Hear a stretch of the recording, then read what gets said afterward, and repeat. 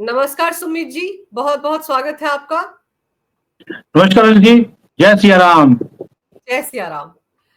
Sumit ji, America ने जिस तरीके से बम फेंके हैं ईरान में और जैसे उनके जहाजों ने पाकिस्तान के मिलिट्री बेस का इस्तेमाल करके उड़ान भरी है, तो फिर तो एक तरफ अमेरिका में ट्रंप के खिलाफ लोग सड़कों पर उतर आए हैं और दूसरी तरफ मुनीर के खिलाफ भी धरने प्रदर्शन हो रहे हैं पाकिस्तान के अंदर।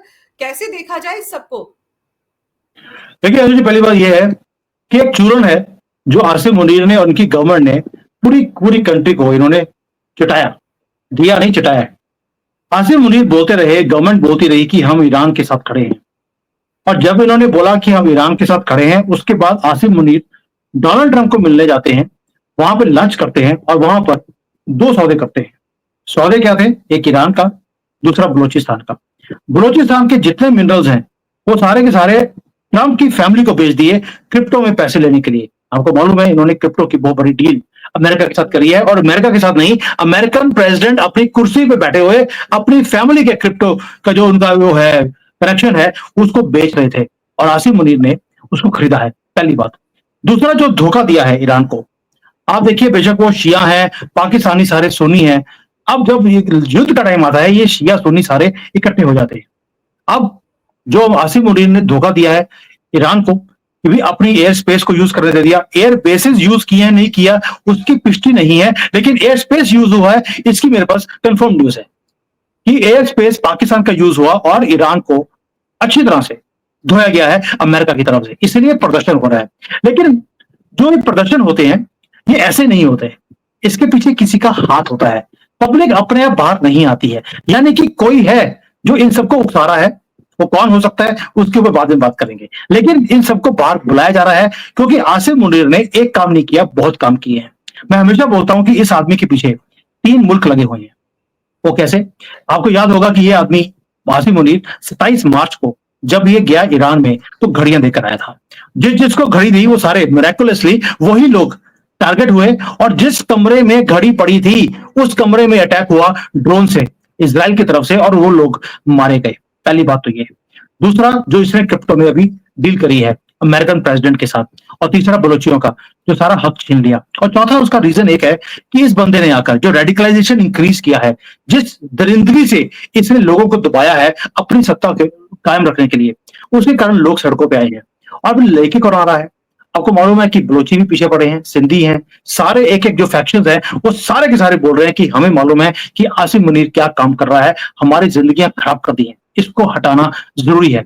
और आपको मालूम है दहशतगर्दी के पीछे वर्दी है, ये एक नारा आम कॉमन नारा है पाकिस्तान के अंदर। इसलिए इसके पीछे ईरान भी पड़ा है अब तो, क्योंकि घड़ियां देकर आए हैं।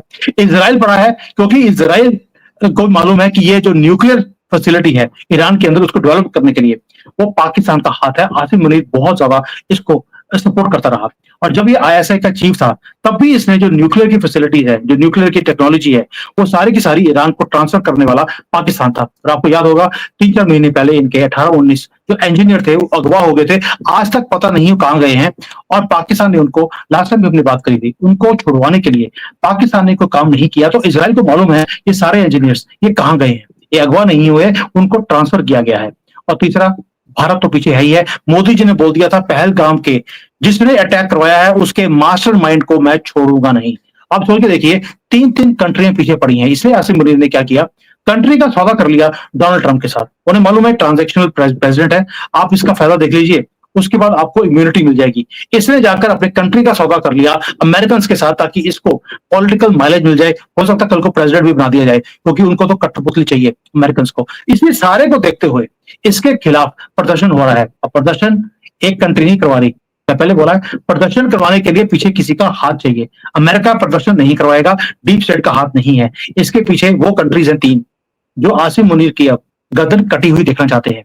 वो तीनों कंट्री मैंने बता दिए, नाम लेने की जरूरत नहीं जी। पर एक चीज और है, ट्रंप को तो नोबेल पीस प्राइज चाहिए था, मुनीर रिकमेंड कर रहे थे लंच करने के बाद, और अब जो करतूत डोनाल्ड ट्रंप ने किया ईरान में उसके बाद तो कोई भी प्राइज उनको नहीं मिलने वाला है। और फिर ऊपर से उनके खिलाफ भी अमेरिका के अलग अलग शहरों में प्रदर्शन हो रहे हैं। अमेरिकन कह रहे हैं कि हम वॉर में नहीं जाना चाहते हैं, तो डोनाल्ड ट्रंप क्या करेंगे? देखिए, पहली बात यह है कि पाकिस्तान को लेते हैं आसिम मुनीर। देखिए, मैं हमेशा बोलता हूं कि अगर हांडी का मुंह बड़ा हो, कुत्ते को शर्म चाहिए, लेकिन आसिम मुनीर को शर्म नहीं आ सकती। उसने क्या किया, अपनी औकात से बढ़कर रेकमेंड कर रहा है कि नोबेल पीस प्राइज, पाकिस्तान का एक हारा हुआ जनरल, वो नोबेल पीस प्राइज के लिए रेकमेंड कर रहा है। भी इससे बड़ा मजाक हो नहीं सकता। हार्डी का मुंह बड़ा था, बाकी हो सकती है। दूसरा, यूनाइटेड नेशंस के अंदर कौन गया है?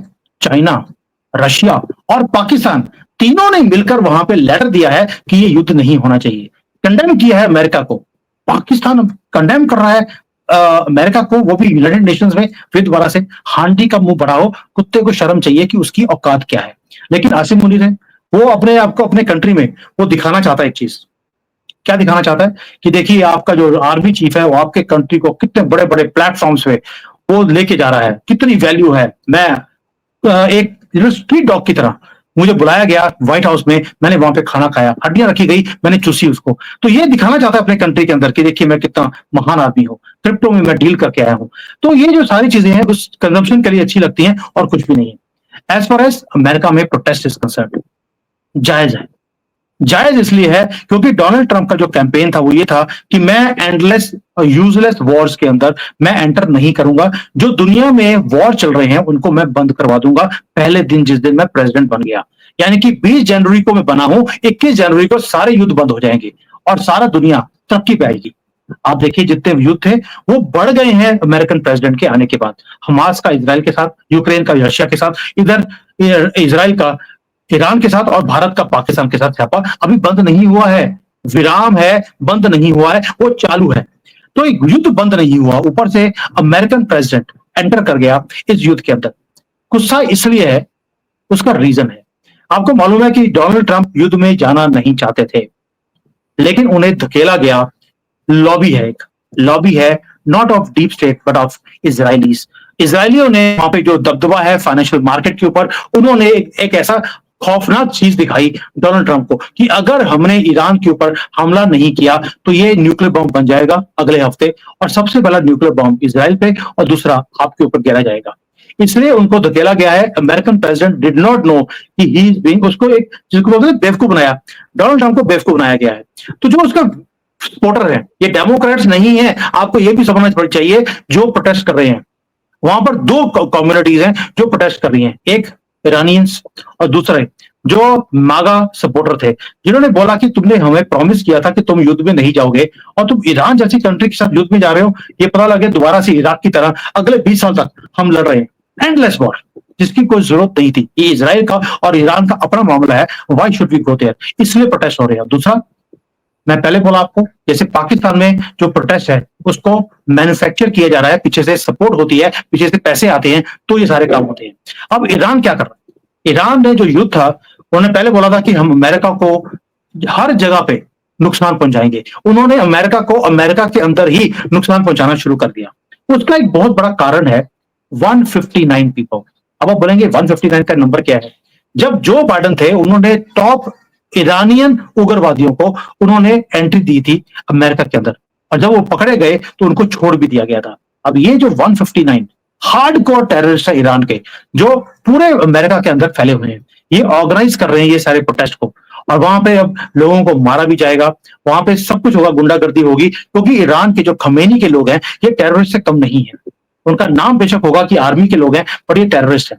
तो इसलिए ये सारे काम किए जाएंगे डोनाल्ड ट्रंप को दिखाने के लिए कि प्रेसिडेंट तुम होगे, पावर हमारे पास है। तो ये सारे चक्कर के कारण ईरानियंस वहां पे सड़कों के ऊपर है, क्योंकि पीछे बैकिंग है खमेनी की, क्योंकि वायदा था अपने कंट्री के लोगों को कि मैं अमेरिका को अब वो मजा सिखाऊंगा ताकि इनको पता लगेगा कि आपने हमारे ऊपर बॉम्ब कैसे गिरा है। और दूसरा, जो सपोर्टर्स हैं मागा के सपोर्टर बोल रहे हैं कि हमारा president has let us down. तो ये दो रीजन है जिसके कारण वो प्रोटेस्ट हो रहे हैं, और ये प्रोटेस्ट कम नहीं होने वाले। पॉलिटिकली मोटिवेटेड भी हैं और दूसरा इंटरनेशनली मोटिवेटेड भी हैं। तो अब ये तो ट्रंप को पहले पता था कि सब कुछ होगा, he knew that this is going to happen, but he took the call. Took the call के एक और रीजन भी है, एक तो उसको धोखा दिया गया, उसने एंटर किया। दूसरा, ट्रंप ने जो प्रॉमिसेस किए थे अपने सपोर्टर्स को कि मैं ये काम करूंगा, वो एक भी काम नहीं कर सके। झूठ का सहारा लेना पड़ा उनको अपनी प्रेसिडेंसी को बचाने के लिए। जैसे उन्होंने बोला कि भारत और पाकिस्तान के युद्ध को मैंने रुकवाया है, फिर बीच में से यू टर्न ले लिया कि नहीं, भारत में तो मोदी जी ने रुकवाया, आसिम मुनीर को मैंने रोका। तो ये जो सारे झूठ हैं, अपने सिर्फ अपने अपनी ईगो को सेटिस्फाई करने के लिए, अपने सपोर्टर्स को सेटिस्फाई करने के लिए वो करना पड़ा उनको। लेकिन एक एक्चुअल काम दिखाने के लिए उनको ये बॉम्ब गिरना पड़ा। उसके बाद बोल दिया कि हमने सब कुछ तबाह कर दिया है, ईरान का न्यूक्लियर वेपन्स प्रोग्राम हमने बिल्कुल स्टॉप कर दिया है। ये सिर्फ एक अपने सपोर्टर्स को दिखाने के लिए था, लेकिन वो चीज उल्टी पड़ गई। तो this is the consequences of war. आप कैलकुलेट कुछ और करते हैं, होता कुछ और है, बट जो भी हो रहा है ठीक हो रहा है जी। लेकिन एक चीज और है ना, अब जैसे कि ईरान के विदेश मंत्री ने पुतिन से मुलाकात की, पुतिन ने भी कहा कि अमेरिका को हमला नहीं करना चाहिए था। पुतिन ने यूएनएससी में भी ये मामला उठाया है। अब वहां पर एक चिट्ठी भी दी गई है खमेनी की, जिसमें उसने कहा है कि ईरान की मदद करनी चाहिए रूस को। किस तरह की मदद, ये खुलासा नहीं हुआ। पहले भी आपको याद होगा पुतिन ने कहा था कि अभी तो मदद ही नहीं मांगी हमारे से ईरान ने, तो हम मदद क्यों करें। अब आपको क्या लगता है, यूक्रेन के साथ रूस का वॉर चल रहा है, इस बीच वो किस तरह की मदद ईरान को कर सकता है? क्या अमेरिका के इस युद्ध में कूदने के बाद ऐसा लगता है कि पुतिन या रूस भी इस युद्ध में कूदेगा? पहली बात है कि पुतिन कभी भी युद्ध में नहीं जाएगा, लेकिन वो मदद जरूर करेगा। इनके जो कैबिनेट के मंत्री हैं, पुतिन के नाम मुझे भूल गया किसने बोला था, लेकिन उन्होंने बोला था कि भाई अगर ईरान हमारे से मदद मांगेगा तो हम कैस्पियन सी के थ्रू हम वहां पर न्यूक्लियर बॉम्ब दे सकते हैं। और ये तब होगा अगर अमेरिका ने न्यूक्लियर फैसिलिटीज के ऊपर बॉम्ब फेंका या खमेनी को मारा। तो हम नहीं चाहते कि वहां पर क्योस क्रिएट हो, क्योंकि ये हमारे लिए नुकसान का सौदा है। पहली बात ये। दूसरा, हम उनको न्यूक्लियर बॉम्ब दे देंगे अगर हमसे मांगा गया। ये चिट्ठी गई है, चिट्ठी देने का मतलब है कि वहां पर कुछ ऐसी चीज मांगी गई है खमेनी की तरफ से जो फोन पर बात नहीं हो सकती थी। वहां पर तेल मांगने तो गए नहीं है, ईरान के पास अपना तेल है। हथियार ईरान के पास अपने हैं, उनको हथियार भी नहीं चाहिए। यहां तक कि जो रशिया को हथियार चाहिए थे, ड्रोन चाहिए, वो ईरान से लेता है। तो वो हथियार लेने नहीं गए हैं, वो चीज लेने गए हैं जिसके लिए वो फोन पर बात नहीं कर सकते थे, वो है न्यूक्लियर बॉम्ब। एक छोटा मोटा न्यूक्लियर बॉम्ब जो कहीं भी डेटोनेट हो सकता है, किसी भी अमेरिकन एम्बेसी के बाहर हो सकता है, इजराइल के ऊपर हो सकता है। They have gone to buy a nuclear bomb. और ये कंफर्म्ड न्यूज है कि what Khamenei has asked for, और ये भी कंफर्म न्यूज है कि रशिया उनको ऑब्लाइज भी करेगा। ये अब नोट कर लीजिए कि ईरान के पास अब न्यूक्लियर बॉम्ब आने वाला है, वो या तो रशिया से आएगा या पाकिस्तान से आएगा, but Iran will get a nuclear bomb. और मरता क्या नहीं करता। खमेनी को पता है कि अब वो मरेगा, वो बच नहीं सकता। हो सकता मर भी गया हो, और जो वीडियो आपकी एक आधी जो आपको वीडियो दिखती है वो प्री रिकॉर्डेड वीडियो हो, क्योंकि ये हमेशा ही प्री रिकॉर्डेड वीडियोस को बना के रखते हैं कि अगर मैं मर गया तो झांसा देते रहना कि मैं बचा हुआ हूं, ताकि दुश्मन चैन से बैठ नहीं सके। बट ये कंफर्म्ड है कि अगर खमेनी मर गया तो यहां पर न्यूक्लियर बॉम्ब मिलेगा और वो डेटोनेट भी किया जाएगा अमेरिकन एम्बेसीज के ऊपर, अमेरिका में या इजराइल के ऊपर। तो लेट्स सी कि what will happen, and this is confirmed. Israel will give, Russia will give a nuclear bomb to Iran if asked for. और ईरान की जो चिट्ठी गई है खमेनी की, वो ये तो बोला नहीं होगा कि मुझे छोले भटूरे बनाने नहीं आते, मुझे प्लीज रेसिपी दे दीजिए, ऑफ कोर्स।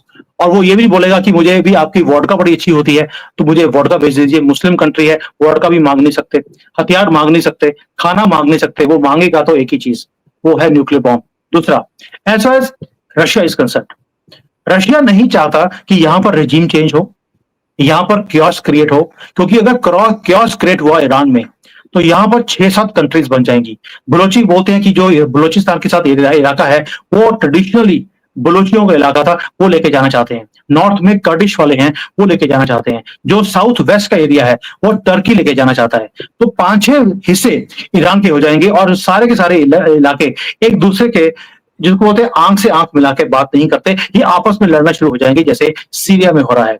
और ईरान बहुत इंपॉर्टेंट है as far as Russia is concern. जो कैस्पियन सी है, रेड सी है, उसकी एंट्री पॉइंट देता है ईरान रशिया को। दूसरा, जो रशिया का तेल है वो डायरेक्टली नहीं बेच सकता, तो ईरान क्या करता है, अपने तेल को पहले बेचता है डिस्काउंटेड रेट पे रशिया को, और रशिया उसे पूरे रेट पे पूरे दुनिया को बेचता है। इससे दोनों का काम चलता है, रशिया को भी फायदा है और ईरान को भी फायदा है।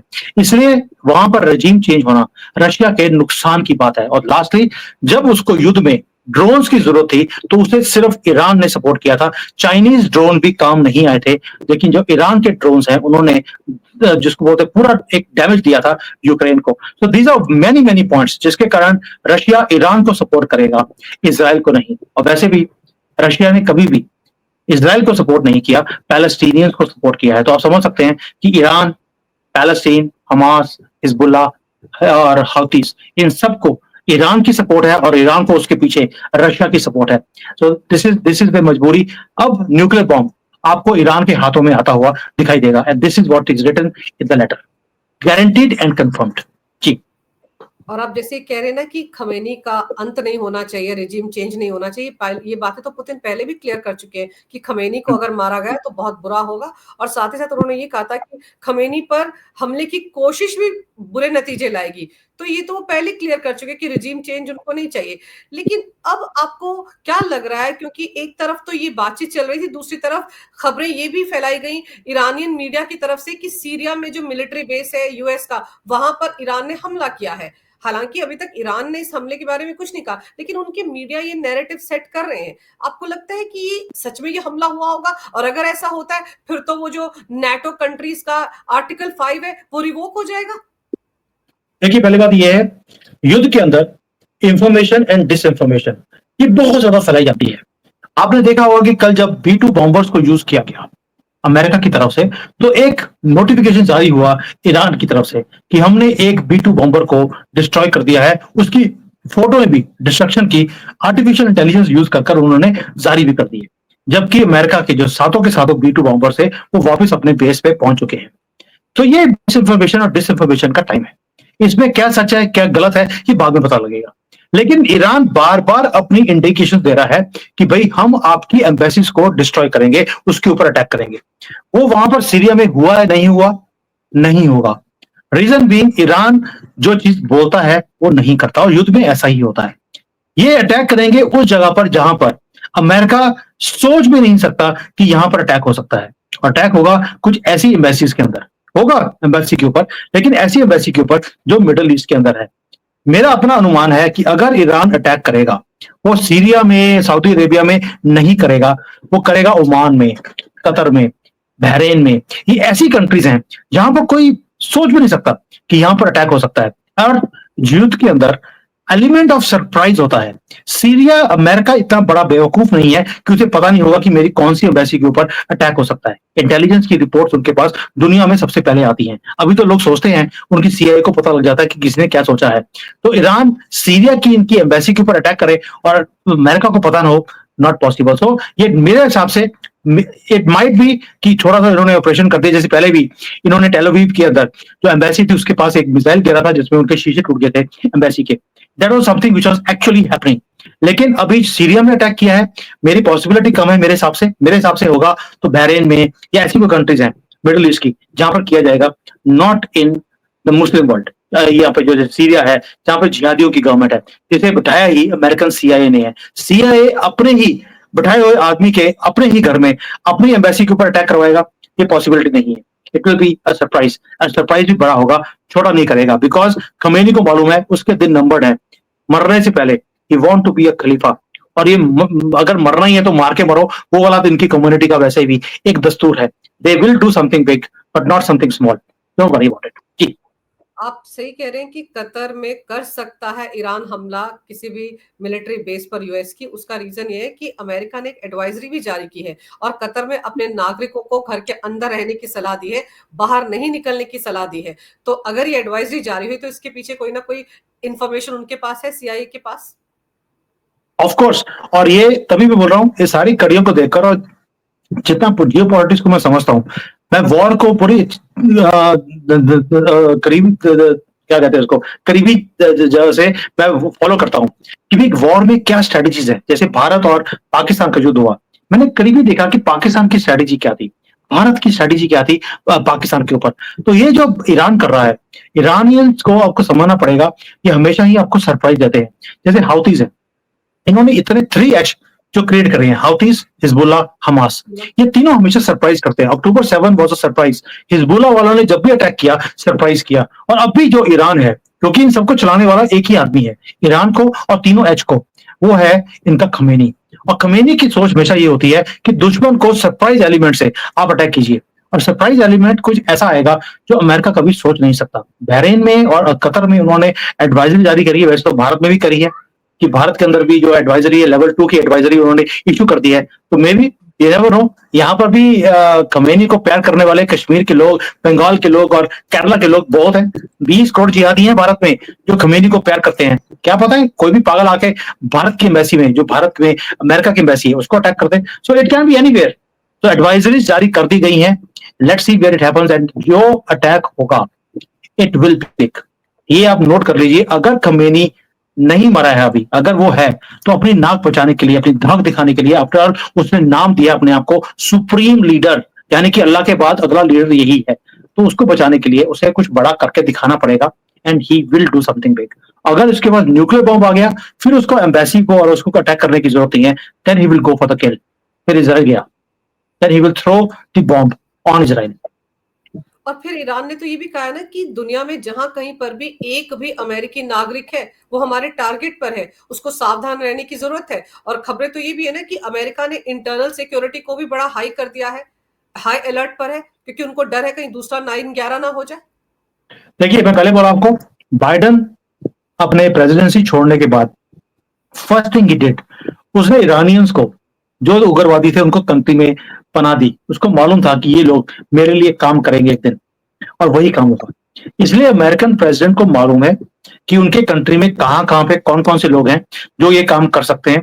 They are on high alert and रहना भी चाहिए, क्योंकि मुस्लिम वर्ल्ड में एक चीज आप नोट कीजिए, जब पाकिस्तान का और भारत का युद्ध हुआ, हमने उनके जो टेररिस्ट ठिकाने थे उनको हमला किया, हमने उनके मिलिट्री बेसिस को हमला किया, लेकिन उन्होंने हमारे गुरुद्वारे, हमारे मंदिर, हमारे रिहायशी इलाके हैं, वहां पर उन्होंने अटैक करने की कोशिश करी ताकि कोलेटरल डैमेज ज्यादा हो और लोगों की चीखने की आवाजें आए, बच्चे मरे। तो जो वो चीजें देखते हैं तो इनको थ्रिल मिलता है। यही चीज उन्होंने इसराइल के साथ भी करी। इसराइल ने जब इनके ऊपर अटैक किया ईरान के अंदर, तो उन्होंने न्यूक्लियर एसेट्स को तबाह किया है, उन्होंने टेररिस्ट ठिकानों को अटैक किया है, रेजिडेंशियल एरियाज को नहीं किया। लेकिन ईरान जो कर रहा है वो सारे उनके जो रेजिडेंशियल एरियाज है वहां पे अटैक कर रहा है। अभी अमेरिका के अंदर भी जब अटैक होगा तो पेंटागन, CIA या 9/11 की तरह ऐसा काम नहीं होगा। वो होगा स्कूलों में, कॉलेजेस में गोलियां चलाई जाएंगी, लोग मारे जाएंगे, गाड़ियां चढ़ा दी जाएंगी, तो ताकि वहां पर जो ये पिक्चर्स आएंगी उसमें इनको थ्रिल मिलता है, उससे अल्लाह खुश होता है, बदतर होर्स इनको मिलती है ऊपर जाकर। तो ये सारे काम किए जाएंगे ताकि वहां पे जो पब्लिक है वो सड़कों पे आए अमेरिकन प्रेसिडेंट के खिलाफ, क्योंकि अगर आर्मी का आदमी मरेगा लोग इतना सड़कों पे नहीं आते, लेकिन जब आम पब्लिक में लोग मरते हैं तो people come on the streets, और जो मीडिया है उसको एम्पलीफाई करता है। That is exactly what they going to do. इस बार जब उन्होंने बोला कि एक भी अमेरिकन हमारी टारगेट के ऊपर है, they are not going to go for 1, 2, 5, 10 people, they are going to go for bunch. ये वैसे ही होगा जैसे 26/11 भारत में हुआ था, अब आपको ये अमेरिका में होता हुआ दिखाई देगा। अगर न्यूक्लियर बॉम्ब, बार बार बोल रहा हूं, अगर न्यूक्लियर बॉम्ब रशिया ने आजकल में ईरान को नहीं दिया, then they will go for the kill in America और एनीवेयर एल्स, ताकि कोलेटरल डैमेज बहुत बड़ा हो। और ईरानियंस पूरे दुनिया में फैले हुए हैं। लंदन में ऑलरेडी उन्होंने हादसे करने शुरू कर दिए हैं। ईरानियन एम्बेसी के बाहर मुक्का चुक्की हो रही है, जो प्रो ईरान के हैं, जो एंटी हैं, वो क्लैशेस हो रहे हैं वहां पर। पूरे कंट्री को हॉस्टेज बना लिया गया है। London is already falling down in front of Iranian terrorist जो खमेनी को सपोर्ट करते हैं। न्यूयॉर्क का जो स्टेशन था वो कल हॉस्टेज बना लिया गया ईरानियन सपोर्टर्स की तरफ से। तो आप देखिए पूरे दुनिया में ऑलरेडी इन्होंने अपना काम करना शुरू कर दिया है, बट अभी किलिंग नहीं हुई है। सिर्फ एक इशारे की जरूरत है। इशारा तब मिलेगा जब हाँ या ना आ जाएगी पुतिन की तरफ से फॉर अ न्यूक्लियर बॉम्ब। आप देखिए आज कल मैं हमेशा बोलता हूं अगले 48 hours things will become clear. It's a nuclear bomb और it's a killing, endless killing होगी अमेरिकन की अमेरिका में। जी, तो अब देखते हैं कि चिट्ठी में दरअसल मांगा क्या था खमेनी ने और क्या जवाब आता है पुतिन की तरफ से। अगले 48 घंटे में तस्वीर क्लियर होगी।